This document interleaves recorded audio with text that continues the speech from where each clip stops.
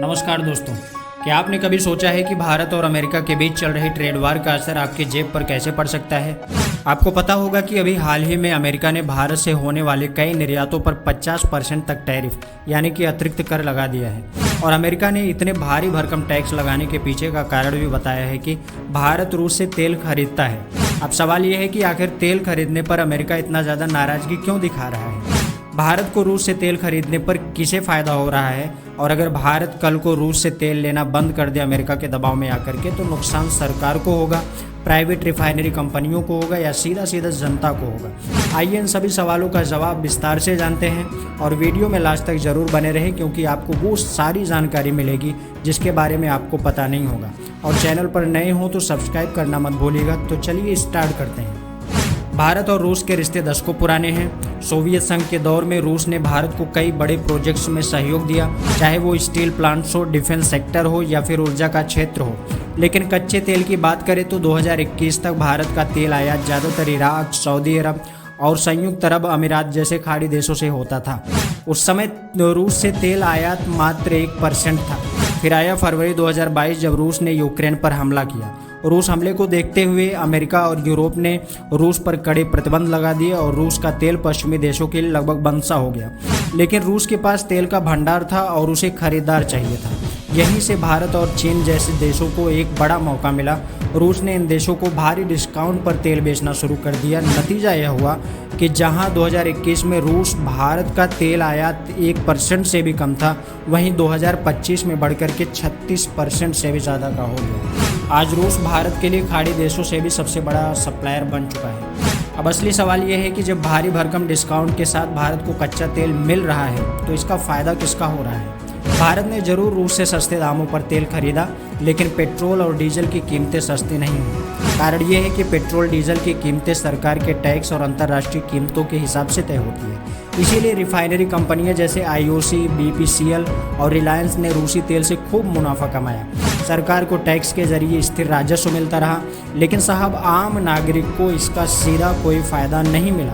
उनकी जेब पर खर्च लगभग वैसा ही रहा जैसा पहले था।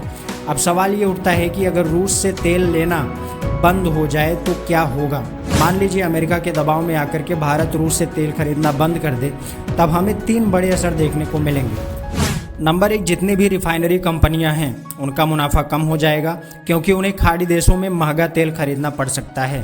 नंबर 2, इसका सरकार पर यह असर पड़ेगा कि महंगा तेल मतलब आयात बिल बढ़ेगा और विदेशी मुद्रा भंडार पर दबाव पड़ेगा। और नंबर 3, जनता पर इसका अप्रत्यक्ष बोझ पड़ेगा, क्योंकि जब कंपनियां महंगा तेल खरीदेंगी तो पेट्रोल डीजल की कीमतें भी बढ़ेंगी, ट्रांसपोर्ट महंगा होगा, रोज़मर्रा की चीज़ों के दाम बढ़ेंगे और महंगाई सीधा आम आदमी को चुभेगी। अभी हाल ही में RBI के पूर्व गवर्नर रघुराम राजन ने इस पूरे मामले पर गहरी चिंता जताते हुए कहा है कि रूस से तेल खरीदकर रिफाइनरी कंपनियां तो अच्छा खासा मुनाफा कमा रही हैं, लेकिन अमेरिका द्वारा लगाए गए टैरिफ की वजह से हमारे निर्यातक मुश्किल में आ गए हैं। जो सामान हम अमेरिका को बेचते हैं वो महंगा हो गया है और उसकी डिमांड भी अब कम हो रही है।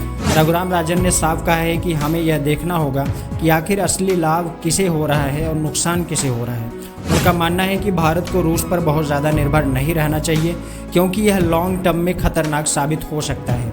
उन्होंने अमेरिकी रवैये को बंदूक तले बातचीत कहा, मतलब अमेरिका अपनी ताकत का इस्तेमाल कर भारत को मजबूर कर रहा है।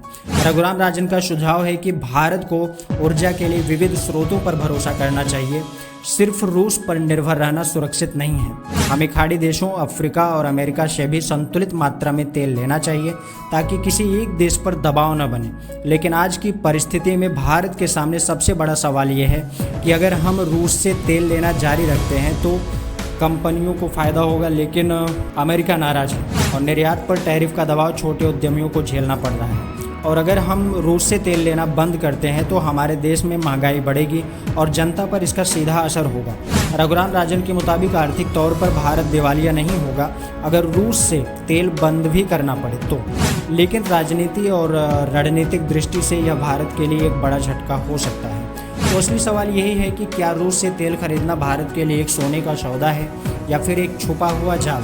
कंपनियां फिलहाल मुनाफा कमा रही हैं, नो डाउट, लेकिन जनता को इसका सीधा फ़ायदा नहीं मिल रहा है। और अगर अमेरिका का दबाव और बढ़ गया तो ये मुनाफा भी टिकाऊ नहीं रहेगा। आखिरकार जब भी तेल की कीमतें बढ़ती हैं तो उसका सबसे बड़ा असर आप और मेरे जैसे आम नागरिक के जेब पर पड़ता है। तो अगली बार जब भी आप पेट्रोल पंप पर गाड़ी में तेल भरवाएं तो याद रखिएगा कि ये सिर्फ ईंधन नहीं है, बल्कि यह उस भू राजनीतिक खेल का हिस्सा है जहां रूस और अमेरिका जैसी महाशक्तियां शतरंज खेल रही हैं और भारत बीच में खड़ा होकर अपनी ऊर्जा सुरक्षा और आर्थिक हितों को संतुलन बनाने की कोशिश कर रहा है। अगर आपको वीडियो पसंद आई हो तो लाइक ज़रूर करें और चैनल को सब्सक्राइब करना ना भूलें। तो मिलते हैं अगले वीडियो में किसी नए टॉपिक के साथ। तब तक के लिए जय हिंद, जय भारत।